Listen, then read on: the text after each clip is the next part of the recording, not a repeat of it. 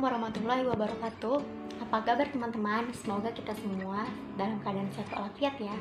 Saya Janis Kansa Putri dengan NIM 1761201708. Pada kesempatan kali ini saya bersama dengan 3 teman saya, Repi, Anis, dan juga Dwi.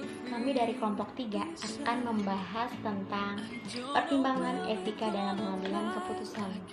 Nah, sebelum ke materi, saya ingin bertanya, ada yang tahu nggak etika dan pengambilan keputusan itu apa? Nah, kalau nggak ada yang tahu, lanjut aja kita bahas. Etika dan pengambilan keputusan. Seorang pemimpin dalam mengambil keputusan itu biasanya dihadapkan oleh dilema nilai, moral, dan juga etika. Keputusan yang diambil seorang pemimpin tentunya akan menghasilkan dampak bagi orang banyak. Nah, idealnya seorang pemimpin mempunyai integritas yang tinggi dalam menjunjung nilai moral dan juga etika, sehingga keputusan yang ia ambil itu tidak mengacu pada kepentingan diri sendiri, melainkan kepentingan orang banyak.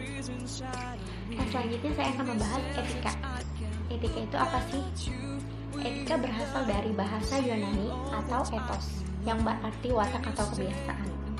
Dalam bahasa sehari-hari kita sebut dengan etiket atau yang berarti tata cara bergaul atau berperilaku yang baik, yang sering juga kita sebut dengan sopan santun. Secara lengkap, etika dapat diartikan sebagai nilai-nilai normatif atau perilaku seseorang atau badan, lembaga, organisasi sebagai bentuk yang dapat diterima umum dan interaksi dengan lingkungannya. Sedangkan dalam konteks lain, secara luas dapat dinyatakan bahwa etika adalah aplikasi dari proses dan teori filsafat moral terhadap kenyataan sebenarnya. Selanjutnya saya akan membahas 3 tipe manajer dilihat dari sudut etika. Yang pertama, manajer tidak bermoral. Manajer tidak bermoral adalah manajer yang tidak bermoral didorong oleh kepentingan dirinya sendiri demi keuntungan sendiri atau perusahaan. Kekuatan yang menggerakkan manajemen immoral adalah kerakusan atau ketamakan, yaitu berupa prestasi organisasi atau keberhasilan perusahaan. Nah, yang kedua, manajemen amoral. Tujuan utamanya adalah laba, akan tetapi tindakan yang berbeda dengan manajer immoral. Yang membedakan yaitu mereka tidak sengaja melanggar hukum atau norma etika.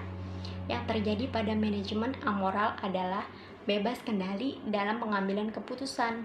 Artinya mereka tidak mempertimbangkan etika dalam mengambil keputusan. Nah, yang ketiga yaitu manajemen bermoral.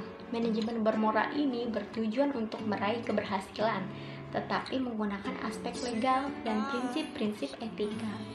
Filosofi manajer bermoral selalu melihat hukum dan sebagai standar minimum untuk beretika dalam berperilaku. Nah, begitu teman-teman, pembahasan selanjutnya akan dilanjutkan oleh Kak Repi.